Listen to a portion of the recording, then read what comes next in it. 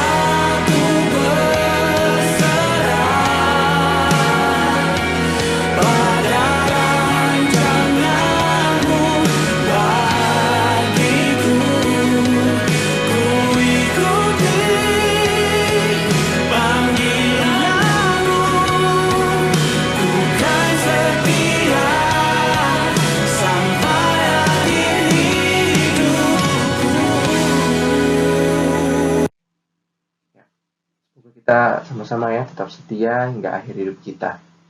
Oke, kita akan mendengarkan firman Tuhan yang akan dibawakan oleh Bu Tendri.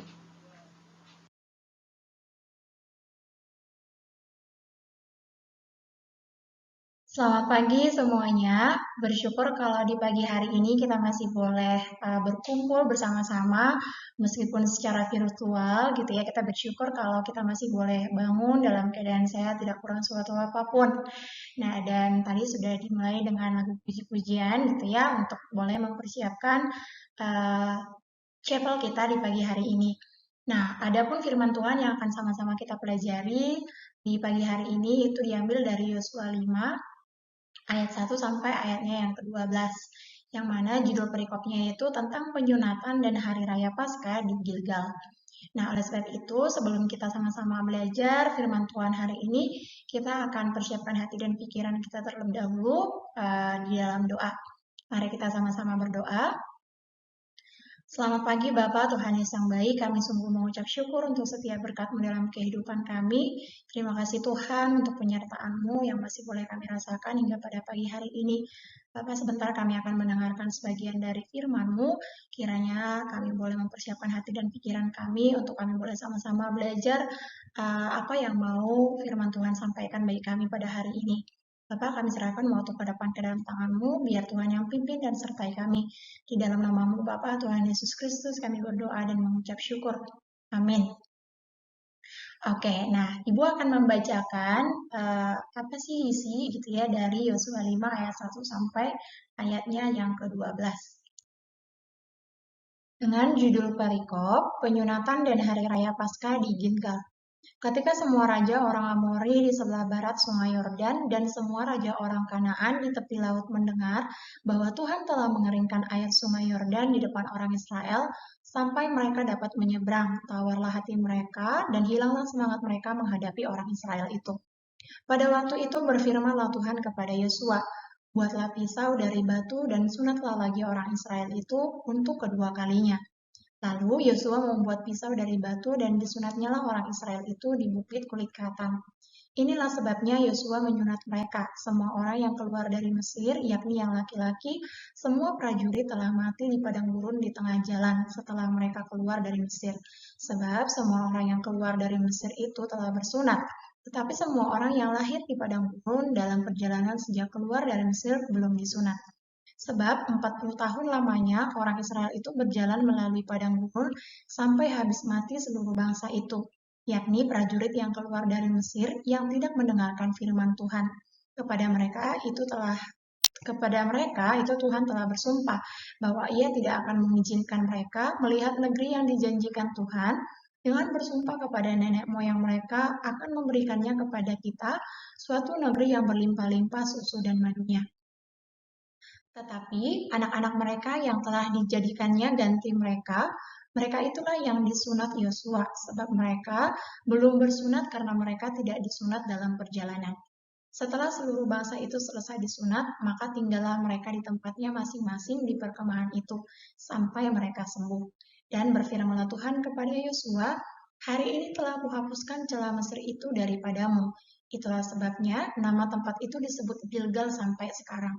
Sementara berkemah di Gilgal, orang Israel itu merayakan Paskah pada hari yang ke-14 bulan itu pada waktu petang di dataran Yeriko. Lalu pada hari sesudah Paskah mereka makan hasil negeri itu, yakni roti yang tidak beragi dan bertih gandum pada hari itu juga. Lalu berhentilah mana itu pada keesokan harinya setelah mereka makan hasil negeri itu. Jadi orang Israel tidak beroleh mana lagi, tetapi dalam tahun itu mereka makan yang dihasilkan tanah Kanaan. Nah, itu adalah isi dari perikop ini. Nah, kita akan sama-sama melihat apa yang disampaikan di dalam perikop ini. Oke, yang pertama yaitu kita melihat dari ayat 2 sampai ayat 9 itu berbicara tentang sunat gitu ya. Kemudian dilanjut di ayat yang ke-10 itu membicarakan tentang Paskah. Dan yang ketiga adalah ayat 11 sampai ayat 12 yang mana di sana dijelaskan bahwa orang Israel itu makan hasil dari tanah Kanaan. Gitu ya. Nah, kita akan melihat ketiga hal ini gitu. Ini adalah hal-hal yang dilakukan oleh bangsa Israel sebelum mereka memasuki tanah Kanaan. Karena tadi di ayat 1 disampaikan di sana ya bahwa mereka bangsa Israel itu sudah melewati gitu ya, sudah melewati Sungai Yordan dan artinya di sana sudah sedikit lagi mereka akan sampai ke tanah Kanaan. Nah, jadi ketiga hal inilah yang mereka lakukan sebelum mereka memasuki tanah Kanaan. Yang pertama, kita akan belajar tentang sunat gitu. Kenapa sunat ini menjadi urutan yang pertama di dalam perikop ini, gitu ya. Nah, kalau kita perhatikan di sini, arti dari sunat itu merupakan tanda perjanjian yang dibuat oleh Abraham. Jadi sunat ini pertama sekali dilakukan itu adalah dilakukan oleh Abraham, yaitu kepada Ishak. Gitu. Kemudian yang kedua, sunat itu juga merupakan tanda kasih karunia Allah buat umat manusia yang menandakan penyerahan manusia kepada Allah gitu. Nah, jadi ini adalah beberapa arti atau makna dari sunat. Nah, kalau mungkin anak-anak bertanya-tanya gitu ya, lah kenapa kalau sunat itu merupakan tanda penyerahan manusia kepada Allah, kenapa sekarang sudah tidak ada lagi sunat gitu ya? Nah, karena kedatangan Tuhan Yesus ke dunia itu menggenapi nubuat yang ada di Perjanjian Lama, maka sunat di Perjanjian Lama itu di Perjanjian Baru disebut dengan baptis gitu. Nah, baptis juga itu merupakan penyerahan diri gitu ya kita sebagai manusia kepada Allah. Nah, jadi sekarang kita akan melihat kenapa ya alasan kenapa bangsa Israel itu harus disunat dalam perikop ini. Ya, yaitu yang pertama alasannya karena umat yang akan memasuki tanah Kanaan itu adalah generasi yang baru. Ya, jadi generasi yang keluar dari tanah Mesir itu sebenarnya sudah disunat. Tapi seperti yang kita ketahui ya perjalanan bangsa Israel di padang gurun atau ketika mereka melakukan perjalanan itu selama 40 tahun gitu. Berarti artinya mereka juga memiliki keturunan selama 40 tahun itu. Nah, generasi-generasi baru inilah yang akan disunat yang Tuhan minta untuk Yosua sunat gitu. Nah, kemudian yang kedua alasannya supaya perjanjian antara Allah dan generasi baru itu dipulihkan gitu karena generasi sebelumnya itu adalah generasi yang memberontak gitu ya, sering sekali tidak melakukan perintahnya Tuhan, bersungut-sungut gitu ya, itu sudah kita pelajari gitu. Nah, sehingga melalui sunat ini Tuhan mau supaya perjanjian antara Tuhan dan generasi baru ini dipulihkan. Nah, ini adalah hal yang menarik gitu ya. Ketika Tuhan meminta Yosua untuk menyunat gitu atau melakukan sunat ini, itu ternyata mereka sudah sangat dekat dengan orang Kanaan. Ya, kita bisa lihat tadi di ayat 1. Oke, dan artinya di sini kalau seseorang atau sekelompok orang mau memasuki sebuah daerah gitu ya, yang pasti daerah apalagi mereka akan menduduki tempat itu pasti akan ada penyerangan gitu ya, pasti orang-orang yang di daerah situ tuh nggak akan terima gitu. Nah, pasti itu akan mengakibatkan peperangan. Jadi di sini ibu kasih highlight atau ibu dalam kurungkan bahwa ternyata artinya di sana mereka akan berperang melawan orang Kanaan. Dan sunat pada saat akan melakukan peperangan adalah suatu hal yang berbahaya. Kenapa berbahaya? Karena sunat hasil dari sunat itu akan menimbulkan rasa sakit gitu ya. Jadi kalau menimbulkan rasa sakit otomatis bangsa Israel itu sudah tidak bisa lagi berperang dengan waktu yang cukup lama gitu ya. Apalagi mereka akan memerangi orang Kanaan yang jumlahnya tidak sedikit gitu. Artinya di sini itu sebenarnya adalah suatu hal yang berbahaya gitu ketika mereka disunat setelah itu mereka akan berperang gitu.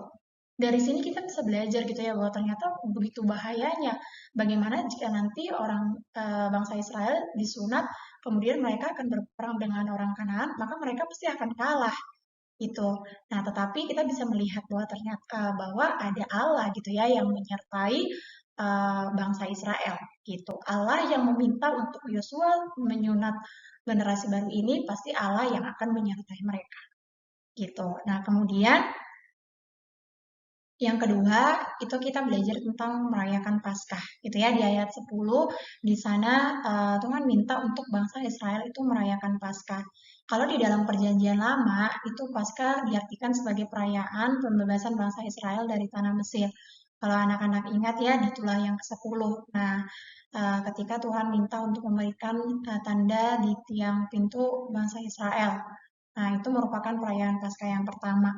Oke, di mana pada masa itu terdapat upacara roti tidak beragi dan persembahan anak sulung dengan upacara korban domba Paskah. Nah, inilah yang identik yang disebut dengan Paskah. Itu. Nah, ternyata ketika bangsa Israel keluar dari Mesir, mereka sudah tidak pernah lagi merayakan Paskah. Ya, di sana dikatakan terhitung sebanyak 2 kali, yaitu pada saat mereka keluar dari Mesir dan terdapat di Bilangan 9 ayat 1 sampai ayat 5. Nah, kalau kita belajar tadi, Paskah itu merupakan perayaan pembebasan bangsa Israel dari tanah Mesir di Perjanjian Lama. Di dalam Perjanjian Baru, Paskah itu merupakan tetap gitu ya pembebasan, yaitu pembebasan manusia dari belenggu dosa.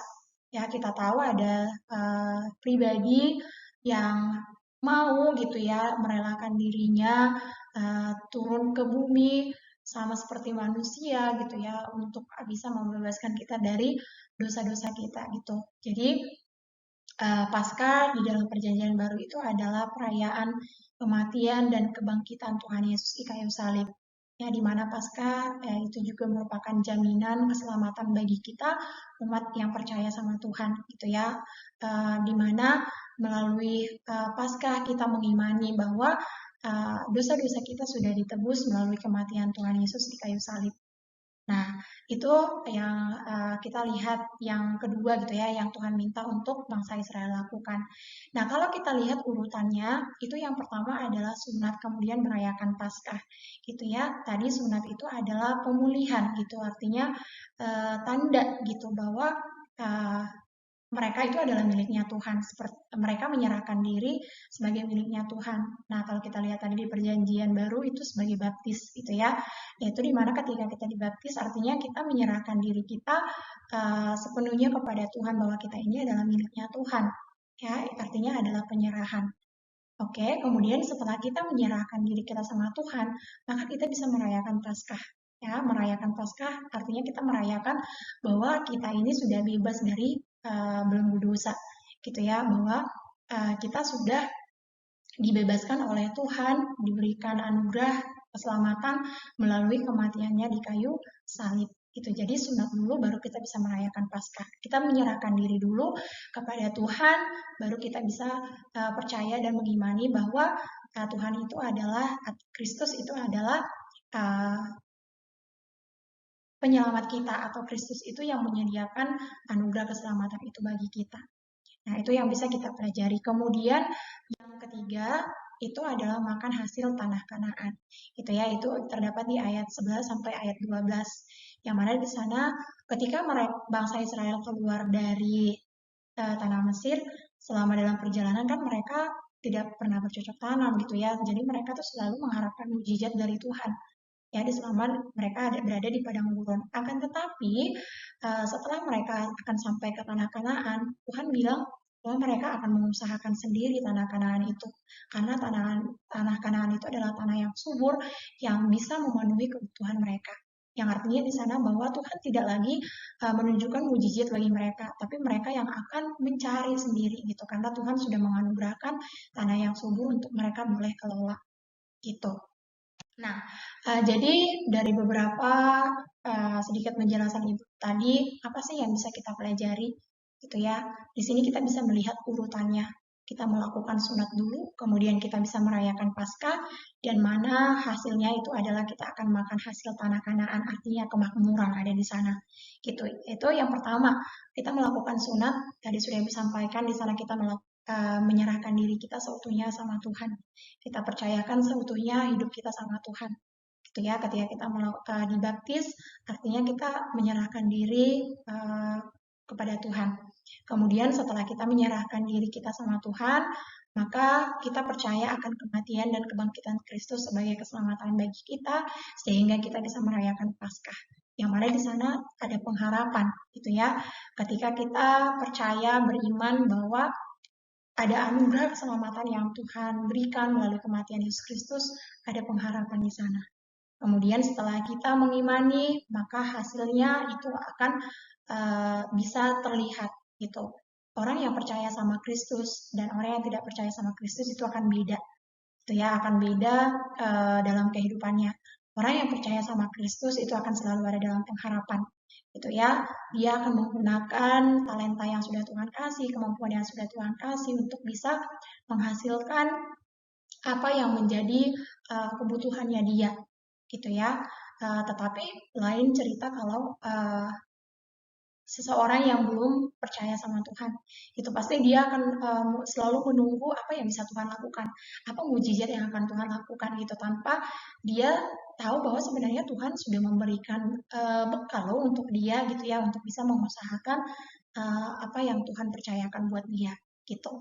Nah jadi dari perikop ini kita bisa belajar begitu ya, bagaimana supaya kita bisa menjadi anak-anak Tuhan yang selalu menyenangkan hati Tuhan. Yang pertama, kita harus menerima Tuhan terlebih dahulu gitu ya. Kita harus menyerahkan diri kita seutuhnya sama Tuhan supaya Tuhanlah yang selalu menyertai kita gitu ya, supaya dalam tangannya Tuhanlah kita percayakan diri kita gitu. Kemudian setelah kita menyerahkan diri, baru kita memiliki iman gitu ya, iman harapan di dalam Dia, bahwa apapun yang terjadi di dalam kehidupan kita, kita percaya bahwa kita ada di dalam tangannya Tuhan. Gitu, kita percaya bahwa apapun yang terjadi dalam kehidupan kita, baik itu kesulitan ataupun masalah yang Tuhan izinkan terjadi, Tuhan akan memberikan jalan keluar. Tapi satu hal yang perlu kita ingat adalah kita tetap percaya gitu ya. Jangan ketika Tuhan belum kasih sesuai dengan waktunya kita udah, oh Tuhan itu nggak ada gitu ya. Ternyata Tuhan itu membohong gitu. Dia tidak menepati janjinya gitu. Perlu kita tahu bahwa waktunya Tuhan itu adalah waktu yang terbaik. Yang mana di sini kita hanya perlu untuk terus bersabar untuk menantikan waktunya Tuhan. Ya, kita imani bahwa ada pengharapan di dalam Dia. Maka itu iman kita itu akan terpancar dalam kehidupan kita sehari-hari. Bagaimana caranya gitu ya, ketika kita sakit, ya kita tidak lagi aku mau menunggu mujizat dari Tuhan aja untuk bisa menyembuhkanku gitu. Tetapi karena kita gitu ya sudah dipercayakan Tuhan akal pikiran, maka kita pasti akan bisa berpikir, oh kalau aku sakit berarti aku butuh pertolongan, pergi ke rumah sakit atau minum obat gitu. Nah jadi inilah bedanya kita sebagai anak-anak Tuhan dengan anak-anak yang belum mengenal Tuhan gitu ya. Jadi anak-anak harapan Ibu, firman yang kita dengarkan di pagi hari ini itu benar-benar bisa tertanam di dalam hati dan pikiran kita untuk kita bisa terus mengandalkan Tuhan dalam kehidupan kita, biar kita semakin peka untuk mendengarkan apa sih yang Tuhan mau untuk kita lakukan di dalam kehidupan kita. Gitu ya. Nah, cukup sampai di sini untuk sharing dari firman Tuhan. Dan harapannya kita bisa terus menjadikan firman ini pedoman dalam kehidupan kita. Ibu akan tutup di dalam doa, mari kita sama-sama berdoa. Tuhan, terima kasih untuk firman-Mu yang mengajarkan kami untuk selalu taat sama Tuhan, bahwa betul Tuhan, bahwa kami harus memiliki iman di dalam Engkau, menyerahkan diri kami ke dalam Engkau, maka kami akan bisa berlaku, bertindak sesuai dengan kehendak-Mu. Kami mau serahkan anak-anak kami ke dalam tangan-Mu Tuhan, biar Tuhan yang pimpin dan sertai mereka. Dalam nama-Mu Bapa Tuhan Yesus Kristus kami berdoa dan mengucap syukur. Amin. Oke, terima kasih anak-anak. Selamat beraktivitas. Tuhan Yesus memberkati. Bye-bye.